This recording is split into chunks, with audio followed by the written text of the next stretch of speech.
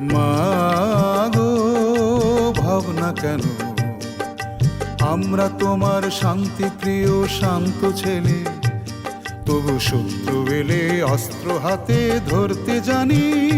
তোমার ভয় নেই মায়া, আমরা প্রতিবাদ করতে জানি।